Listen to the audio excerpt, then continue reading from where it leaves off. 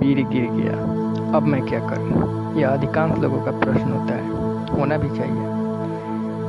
इसका कारण सीधा सा है।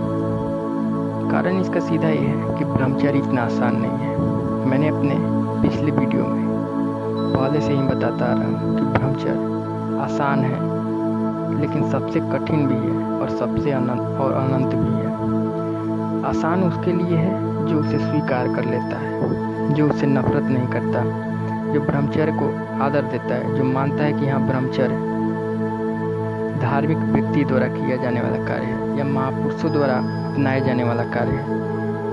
यह शास्त्रों में बताया गया है करने के लिए, अर्थात यह अच्छा है हमारे जीवन के लिए, इसलिए ऐसा बताया गया है। लेकिन जो स्वीकार नहीं करते उनके लिए तो यह बेहद ही कठिन हो जाता है। और अधिकांश लोग इसे हम समाज में भी देखते हैं। बेहद कम लोग जो हैं, कम परसेंटेज में ब्रह्मचर्य के प्रति उसे आदर देते हैं, उसे स्वीकार करते हैं, पालन करने के लिए दृढ़ संकल्पित होते हैं। बहुत कम लोग हैं। ऐसे में अधिकांश लोग तो छट ही जाते हैं जो ब्रह्मचर्य को पालन नहीं करते। लेकिन अगर जो लोग करते हैं तो उनके लिए यह आसान हो जाता है। लेकिन इसके बाद भी रास्ता ब्रह्मचर्य का इतना आसान नहीं होता।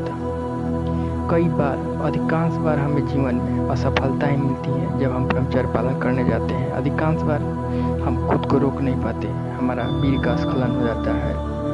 अधिकांश बार तो हस्तमैथुन में हो जाता है, और जब हस्तमैथुन से अगर निकल भी जाए तो स्वप्न दोष से हो जाता है। ऐसे में कई सारे ऐसे कारण होते हैं।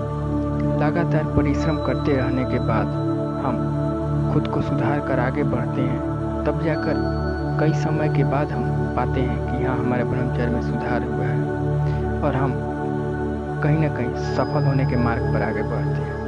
और एक कड़े मेहनत के बाद हम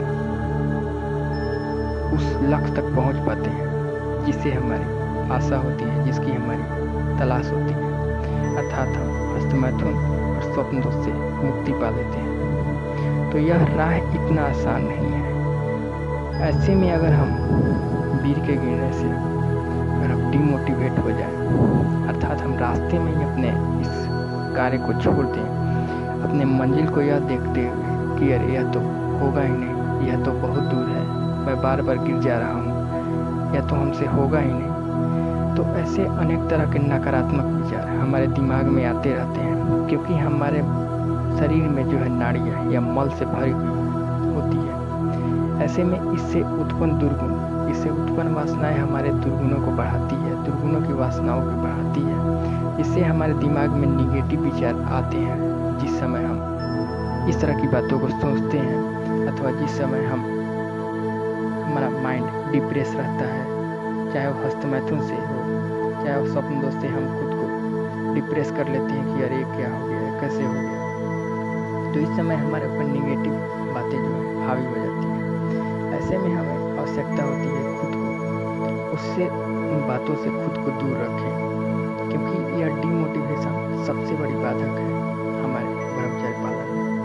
यह हमें ब्रह्मचर्य पालन के मार्ग में आगे नहीं बढ़ने देती। अगर हम ब्रह्मचर्य पालन के मार्ग में आगे बढ़ना चाहते हैं तो इस डिमोटिवेशन को दूर करना होगा, क्योंकि ये डिमोटिवेशन बहुत बड़ा जड़ है हमें ब्रह्मचर्य से दूर करने में। जब हम ब्रह्मचर्य पालन में आगे बढ़ते हैं तो इस तरह की अनेक तरह की डिमोटिवेटेड बातें हमें मार्ग से भटकाने का प्रयास करती हैं। लेकिन अगर हम अड़े हुए हैं लक्ष्य पे अपने, तो ऐसी हजार बातें भी आने पर हम खुद को डिमोटिवेट, अगर बातें याद आए भी तो हम खुद को रोक सकते हैं। और अगर हम ऐसा करते हैं तो हम पाएंगे कि हमने एक बहुत बड़ी सफलता हासिल कर ली अपने निगेटिव विचारों पर खुद को नियंत्रित करके। लाख आने के बाद भी हम अपने आप को रोक पाए हैं, यह बहुत बड़ी सफलता है। और इसी बात को ध्यान में रखकर कि हाँ, ब्रह्मचर्य इतना आसान नहीं है, हम बार बार गिरेंगे, लेकिन हमें उठना है और हमें आगे बढ़ना है। इस बात को अगर आप ध्यान में रखते हैं और इस बात को ध्यान में रखकर आगे बढ़ते हैं, तो फिर चाहे कितनी भी डिमोटिवेटेड बातें आ जाए आपके दिमाग में, वह आपको आपके मार्ग से नहीं भटका सकती। आप अपने मार्ग पर स्थिर रहिएगा, चाहे कितनी भी लाख कोशिशें कर ले ऐसी निगेटिव बातें।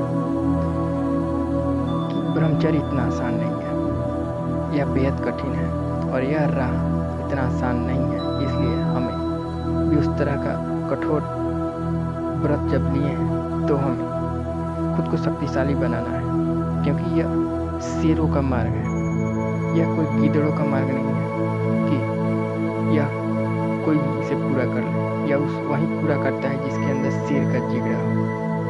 इसलिए अगर आप इस मार्ग पर आगे बढ़ रहे हैं तो खुद को शेर समझिए, क्योंकि यह सभी के बस की बात नहीं है। मैंने पहले ही बता दिया, यह वही लोग कर पाते हैं जो इनके अंदर ईश्वर ने कुछ ऐसी शक्ति दी हुई है। इसलिए इन बातों से डिमोटिवेट न होइए और लगातार परिश्रम करते रहिए, क्योंकि सफलता परिश्रम करने वाले को ही मिलती है। और आप पाइएगा, एक दिन आप जरूर सफल होइएगा अगर आप लगातार परिश्रम करते रहेंगे, सुधार कर अपनी गलतियों को आगे बढ़